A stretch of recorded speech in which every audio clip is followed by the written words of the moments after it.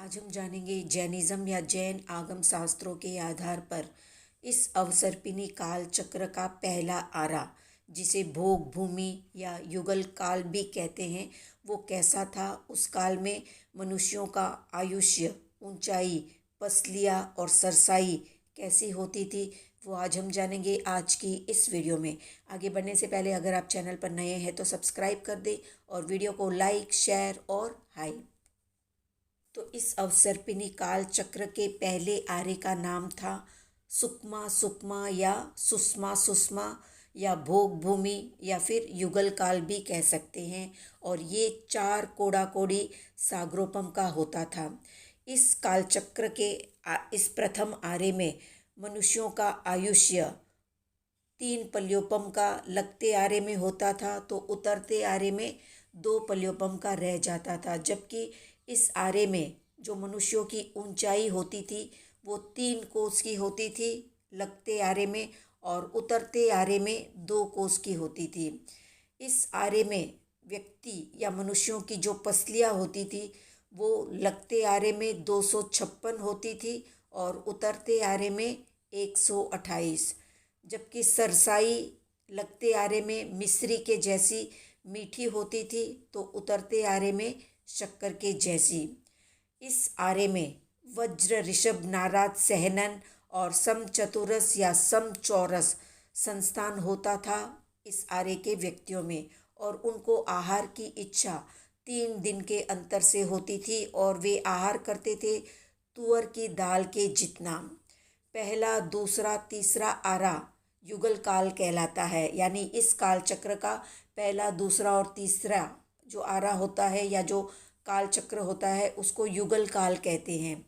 पहले आरे में या युगल काल में युगल स्त्री पुरुष का जोड़ा ही होता है, अन्य कोई भी परिवार या समाज नहीं होता। युगलों का रूप, युगल यानी जो स्त्री और पुरुष का जोड़ा होता है वो एक साथ उत्पन्न होता है और फिर एक साथ ही मृत्यु को प्राप्त करता है। तो युगलों का रूप लावण्य और सौभाग्य से युक्त होता है। युगल काल में असी मसी कृषि आदि कर्म और श्रावक व्रत या साधु के व्रत आदि कोई भी धर्म नहीं होता। 10 प्रकार के कल्प वृक्ष युगलों की इच्छा पूरी करते हैं।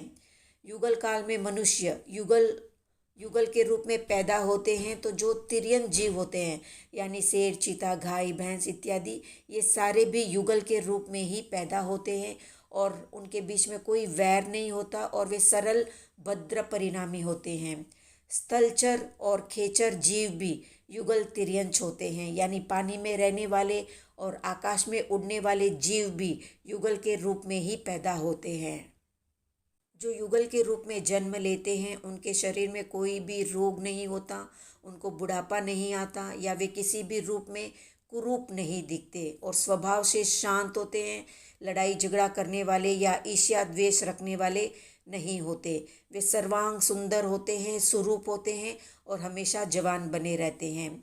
युगलों का जब 6 महीने का आयुष्य शेष रहता है या बचा हुआ रहता है, तब युगल स्त्री एक युगल पुत्र पुत्री को जन्म देती है और उसकी पालना करती है। प्रथम आरे में 49 दिन तक, तो दूसरे आरे में 64 दिन तक उसकी रक्षा करती है और फिर तीसरे आरे में 79 दिन तक उसका पालन पोषण करती है।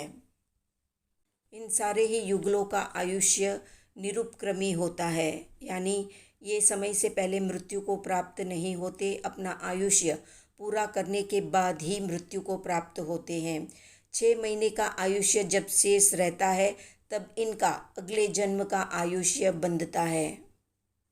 मृत्यु से ठीक पहले एक युगल को छींक आती है तो दूसरे को उबासी आती है और दोनों ही एक साथ मरकर देवगति को प्राप्त करते हैं।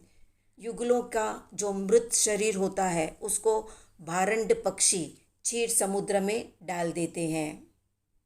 युगल काल में 10 प्रकार के कल्प वृक्ष होते हैं जो उस समय युगलों की इच्छा पूरी करते हैं। जैसे मधुर फल देने वाले वृक्ष जिसको मतंगा कहते हैं। तो दूसरा है भाजन कल्प वृक्ष जो रत्न जड़ित थाल, कटोरा आदि देता है।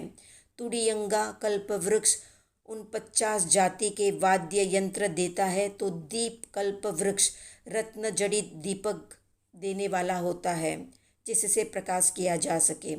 ज्योति कल्प वृक्ष चंद्र सूर्य के समान प्रकाश देता है तो चित्रंगा कल्प वृक्ष विचित्र फूल से बने हुए आभूषण देता है। चित्रसा कल्प वृक्ष विचित्र भोजन देने वाला होता है तो मणियंगा कल्प वृक्ष मणि जड़ित आभूषण देने वाला होता है।